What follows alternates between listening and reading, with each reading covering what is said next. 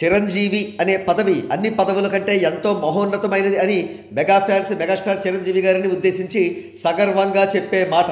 అది వాస్తవమే అని నిరూపిస్తూ ఢిల్లీలో జరిగిన సంక్రాంతి వేడుకల్లో ప్రధానమంత్రి నరేంద్ర మోడీ గారు చిరంజీవి గారి పట్ల చూపించిన గౌరవాన్ని, ఆదరణను మనం కళ్ళారా చూశాం.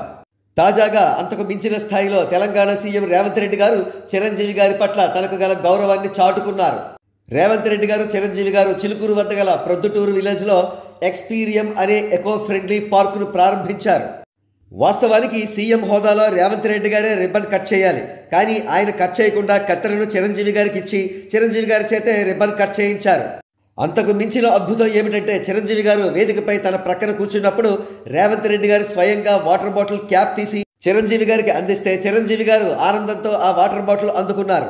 మరో ప్రక్క యాంకర్ సుమ గారు చిరంజీవి గారికి ఇచ్చిన ఎలివేషన్ నెక్స్ట్ లెవెల్లో ఉంది. తరాలు మారినా, తారీఖులు మారినా, పద్ధతులు మారినా, పలుకుబడులు మారినా చిరంజీవి గారి స్థాయి, స్థానం మారదు అని ఆవిడ అన్న వెంటనే వేదిక వద్ద హర్షధ్వానాలు మిన్నంటాయి. కాగా చిరంజీవి గారు ఈ ఎకో ఫ్రెండ్లీ పార్క్లో లక్షలాది రూపాయల నుంచి కోట్లాది రూపాయల వరకు ఉన్నటువంటి కళాకృతుల గురించి వర్ణిస్తున్నప్పుడు వావ్ అనిపించింది.